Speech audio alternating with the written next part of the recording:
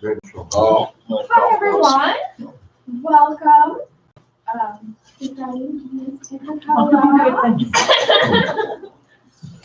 We have Gavin Andrews joining us this evening via Zoom.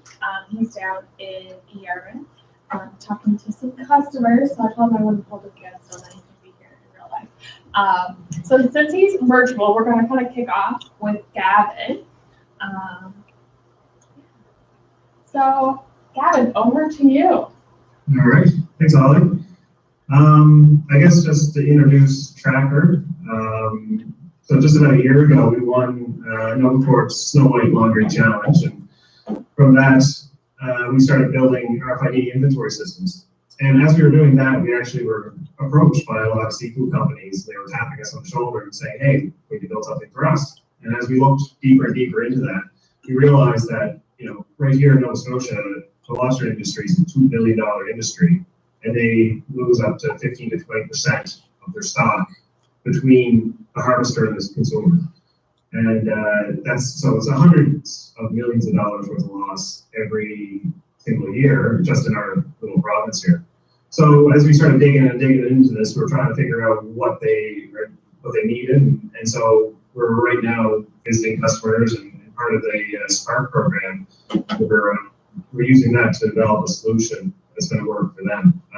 They have quite a unique industry down here and just in Nova Scotia in general, where you're trying to transport these creatures live all around the world. It's quite and also the volumes have gone up drastically in the last few years. So what we're seeing is that there's a need for it. They're mostly using manual methods right now. There are other systems out in the market, but nothing really fits what they need here in the lobster industry. So we're right now visiting customers, and we're developing a unique solution for them, but it's also going to be a solution that will be able to change over to different products moving forward. So it's been great working with the Spark program to go through and work on these things and be able to get some funding so that we can actually apply that to our development. So and right now I'm in Yarmouth visiting with customers and learning more and more about the industry and getting contacts, and the Spark funding is helping us do that. So it's been great to be a part of, and actually it was just announced today too that we won the second round of the Blue-Green Challenge through Novacorp too. So that's an additional bit of funding that we'll be able to use for our development and getting our product to market. So, Holly, is there anything particular? That's great. Does anyone have any questions for Gavin? Congratulations on the Blue-Green. That's great. Thanks, man. Yeah. It's been kind of wild because they were going side by side the whole time. So it was kind of convenient where I was able to do the same pitch for both. They were a couple weeks apart, but it was kind of neat to go through both programs at the same time because they were kind of unique in their own way, and but it was kind of nice to get a lot of input from a lot of different people at the same time. So I think we've grown quite a bit. We've adapted our product a lot in the last, say, month or so, just because we've been visiting so many customers and we've been talking to so many people, at Novacorp and through the Spark program. It's actually helped us quite a lot to shake out our ideas. Any other thoughts? I guess what are his needs going forward? Did you hear that, Gavin? No, I didn't. Darlene Sponko from ACOA is here, and she was just asking, what are your needs going forward? So development is going to be a major one. Right now we are really understanding what the customers need, and just even the next few weeks, I'm going to be working with my co-founder Matt Pine, just to develop exactly what we're building, and then towards that, we're actually going to be working with we're working with a university. We're going to be working with Acadia University to help us develop our first MVP. And then through that, we're going to have to visit more customers and more industries to get it out there and to get to market. So going to market and development are the two major things that we're working on right now. I just want to tell them too, the request for expressions of interest for the Boston Seafood Show just came out from Nova Scotia Business Inc. That's right. Yeah, so definitely I've been talking to NSBI about the Boston Seafood Show. Very excited to go down there. And then somebody else was just telling me about Brussels too, the Brussels Seafood Show, which is in April, which I'm into right now. I would definitely try to go to the Brussels one. Yeah, considering they're moving it away from Brussels next year and it's going to Spain, I think. This will be the last year in Brussels. Sorry, what's that? This will be the last year in Brussels. Then Oh, it's is it? moving to Spain. Oh, okay. No. Brussels is well known for its mussels and grits. Can't get a mashed potato to save your life. Any other words for Gavin? Or? No? Well, thank you, Gavin. I'd just like to say congratulations to Matt and William too for also winning. So it's, I think it was a pretty great group we had there. So yeah. Awesome. Thanks, Gavin, for making time during your travels to join us. So I'll let you go, and I think you're going to join us on our web stream. I will. Yeah. Actually. Awesome. We'll see you later. All right. Thanks a lot, Holly. Talk to you later.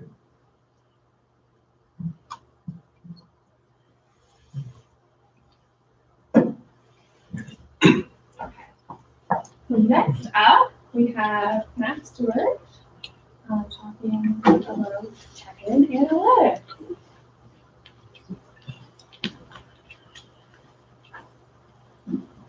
I don't think I need that. Right? It's not fun. Damn, I'm gonna hold it just for fun. It can be your mic drop at the end. I don't think anyone's allowed to do this since Obama did it. Just kind of owns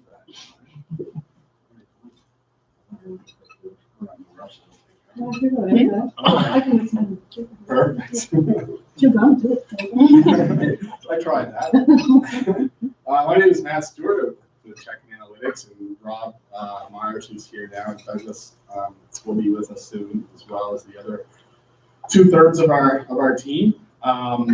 We, like Gavin, we went in originally in the Nova Corp Challenge this past June that was hosted by Destination Cape Breton Association, who presented the problem of not being able to get data in real time in order to make better decisions for their tourism dollars and marketing the island destination.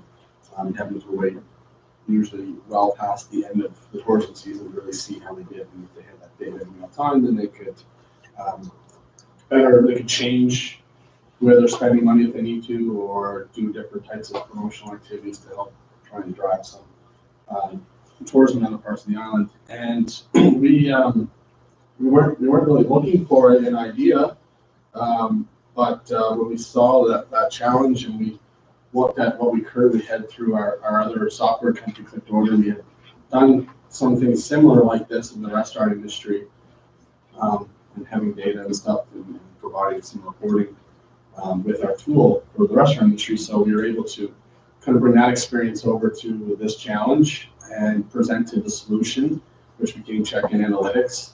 We're able to credit to Rob, because he is our software guru, was able to put together a beta version in maybe 29 days, 30 days, something of that nature, pretty quick, something that we could get out and do some testing with some operators and pretty quickly. And we learned a lot from that process. There's some tweaks we had to make, or will and still have to make, on some more feedback that we've got to the software. And it also opened our eyes to, I don't think, somewhat the political nature of that industry, where destination marketing organizations are an arm's length government somewhat, and are tied closely together with government. So it's provided us a lot of insight there, and I think that's what we'll benefit most from with the winnings from Spark, is some changes to our software to improve it to work in line with what we've learned so far from operators, but also utilizing that money to bring in some expertise within the tourism industry that we don't necessarily have, to help us really open some doors, not just here in the Maritimes, but hopefully across Canada. And we began that process of trying to, we've identified, are still working to source and bring on somebody, but have identified a couple of names and started the conversations with people for introductions on someone we can bring in to help us in a consulting role in the new year to really help us open doors. Because what we've found is this industry is very large, but it's only I don't want to say a handful. There's a lot of destination marketing organizations across the country and the world, but they're all very well interconnected, know each other very well, and having that door open for us, I think will go a long way in really pushing our product through to the market. That's our plans for the Spark Money, is some improvements to the technology to make it work in a bit of a different way to better suit the needs of the feedback we've gotten so far, but spending it on expertise in the marketplace to help us open those doors and hopefully lead to a much shorter sales cycle than what we know can be sometimes very long and tiring process. So are you having any challenges with the fact that it's a seasonal industry? It's seasonal here specifically, Yeah. but it's not anything that I can say has shown to be a challenge as of yet, because we haven't really come into that circumstance. I mean, we view our customer in terms of how the platform is right now as the DMOs, and we've worked in some reporting tools, which we're finishing up on, also levy collection, because a big part of funding for DMOs in many places is the levy, which is usually tied to a municipal government unit or some other government body that collects on their behalf. So we're working on that to also be a reporting tool for what's coming in, and that has to be done all year round. And those reporting requirements are already in place, called legislative, I suppose, mandated for operators to have to fill out that information, and it's being done in a not so efficient process right now. Also, operators are required to report to the province.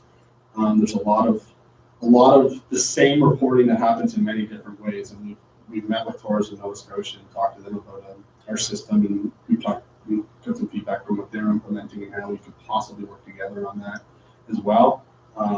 And we've talked to a couple in other provinces as well, and the processes have seemed to be fairly consistent.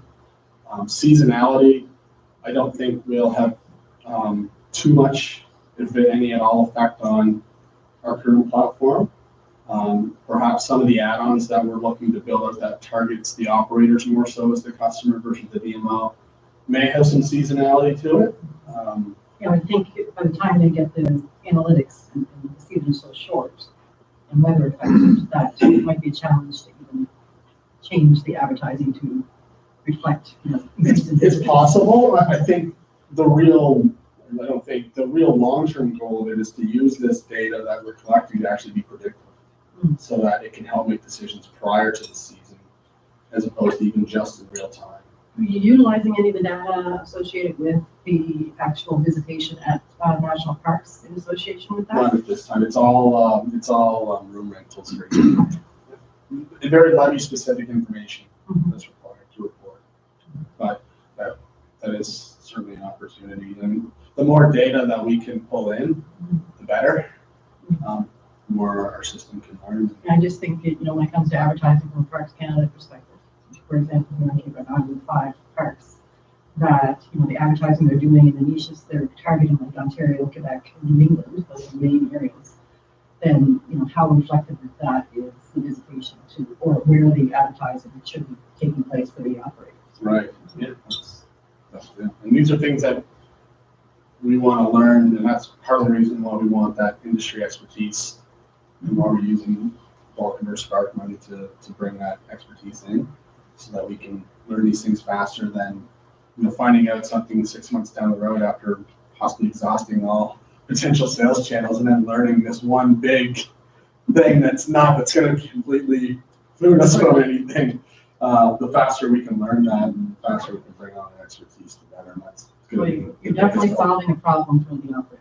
It's a huge problem. Yes. It's solving a major problem. It's certainly been echoed Mhm. by, like, we've spoken to many operators around the island, and some DMOs across the province and other areas and other provinces. And the operators are certainly, there's a consistency in the response. I missed that. What is the fundamental problem that you're working on? So right now, the fundamental problem that we solved with the initial part of our software is data gets collected. Key indicators are really room nights that are sold in a given destination. That data isn't typically available until well after the season, just because of the way the reporting works. So we've built a tool that streamlines the reporting process so that that data can actually be seen in real time, or as close to real time, and hopefully, potentially, in the future in a predictive way.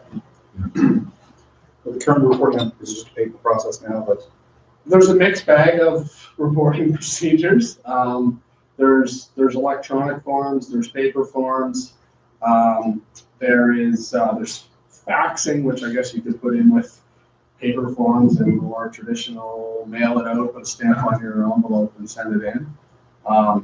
So there's a mixed bag of that right now. And I think it would be allow, I think you alluded to it, but it would allow the entrepreneurs to track, based on their advertising, where the people came from. So to kind of do a conversion study like we used to do in tourism years ago, we always did our advertising, and then at the end of the year did our studies to determine how many of those visitors were converted based on inquiries, based on advertisements, whatever. Do they still collect that? Yeah. I don't know if they do from a provincial perspective. We used to do it specifically for Cape Breton Island. Okay. Through what? And That would have then been through we used to work ECBC. collaboratively, with ECBC. We used to work collaboratively with the province and split the cost and do that specifically based on the advertising that was done for Cape Breton Island. Interesting.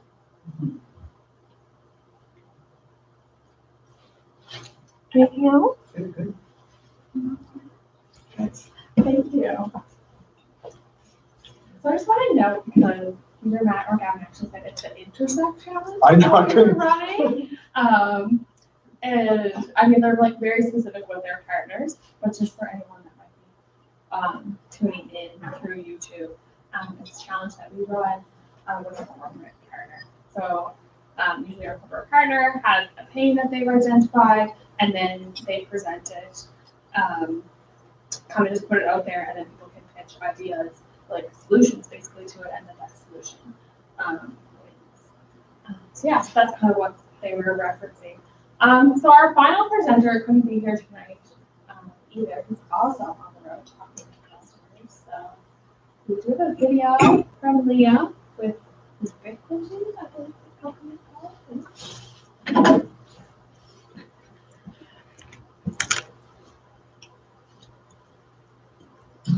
Hello everyone, my name is Liam McCormick and I'm the founder of Ubiquity.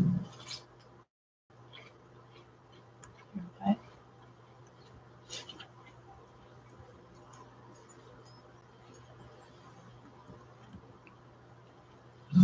Hello everyone, my name is Liam McCormick and I'm the founder of Ubiquity. I'm currently in the process of developing Plexus, which is an insurance claims management platform that will utilize blockchain technology.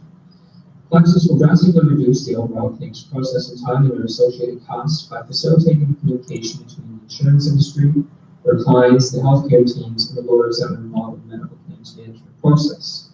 Over the next several months, I'll be utilizing the funds received from the SPARK competition to develop an early-stage prototype, develop strategic partnerships with the insurance industry, fund further market research, and to expand the company. Finally, I would like to take this opportunity to thank everyone who was involved in the competition and for Another for their support through this whole process. Thank you and have a wonderful day. So that was a little note from Leah, and his apology. The head of the Insurance Association of Canada is from Cape Breton Island. Oh, interesting. He's from Richmond County, and he's a graduate of CBU. It would be good to be able to connect the two with them. His last name is Forger, and pretty nice. First name is right then. His last name is Forger. Great, just for a good conversation Yeah. between those two. So that kind of concludes our formal evening of TecSocial. So thank you folks for joining us. There's still lots of snacks, so feel free to mingle and have a beer. And we have Matt and Rob here if you want to. Take on them. Yeah. Preferably not. Douglas will be here in 10 minutes.